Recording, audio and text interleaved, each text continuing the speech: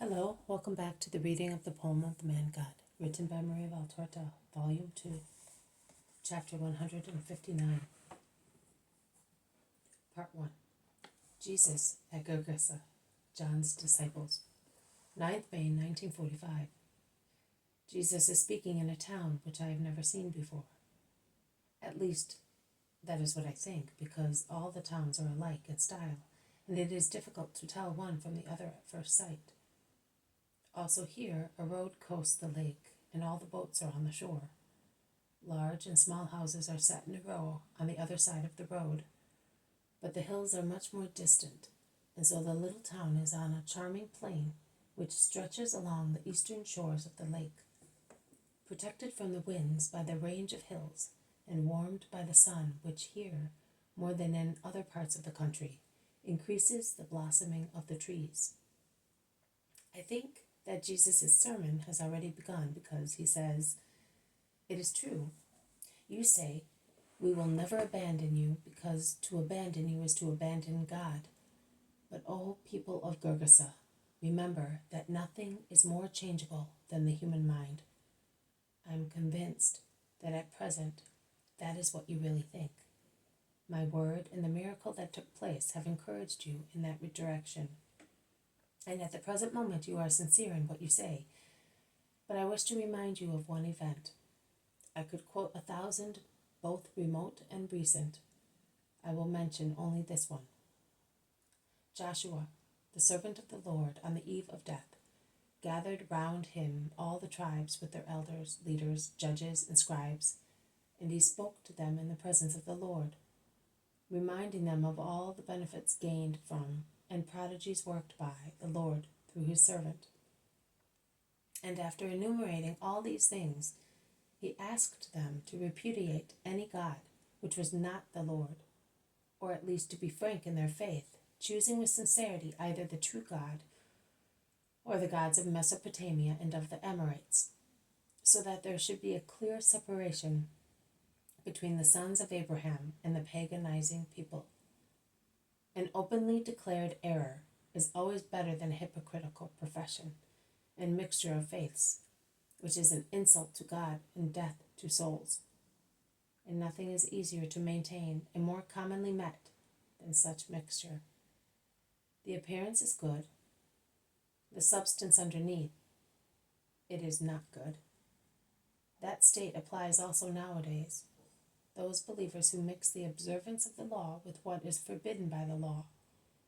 Those miserable fellows who stagger like drunken people between loyalty to the law and the profit of business and compromise with outlaws, from whom they hope to receive some advantage.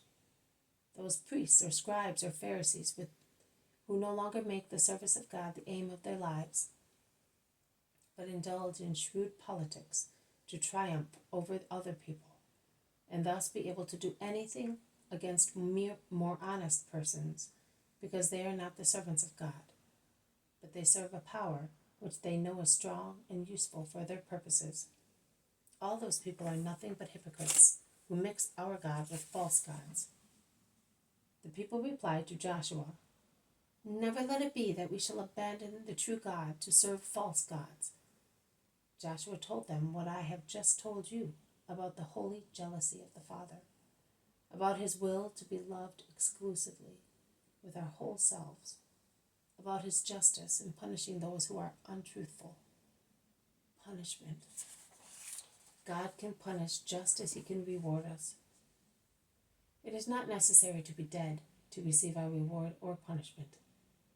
Consider, O people of Israel, whether God, after giving you so much, freeing you from the Pharaohs, leading you safely through the desert and the snares of enemies, allowing you to become a great and respected nation, full of glory, has not punished you once, twice, 10 times for your sins.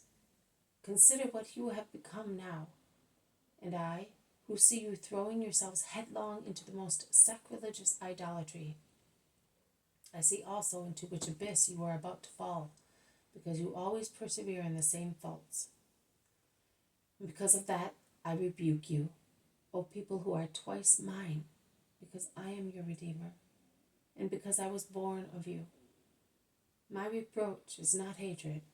It is not grudge nor intolerance. It is love, even if it is severe. Joshua then said, "You are witnesses. You have chosen the Lord." And they all replied, "Yes, we are." And Joshua, who is wise besides being brave, knowing how fleeting the will of man is, wrote in the book all the words of the law and of the covenant, and put them in the temple, and also in the sanctuary of the Lord in Shechem, which contained the tabernacle for the occasion. He set a great stone as witness and said, "This stone, which has heard all your words to the Lord, shall remain here as a witness, so that you may not lie and deny the Lord your God." A stone, no matter how great and hard it may be, can always be reduced to powder by man, by thunderbolt, or by the erosion of water and time. But I am the eternal cornerstone, and I cannot be destroyed. Do not lie to this living stone. Do not love it only because it works miracles. Love it because through it you will touch heaven. This has been a reading from the poem of the Man God, written by Maria Valtorta, Volume 2. Chapter 159, Part 1. Jesus at Gherghesa, John's disciples. Thank you for listening. I will see you tomorrow. May God bless you, and may peace be with you.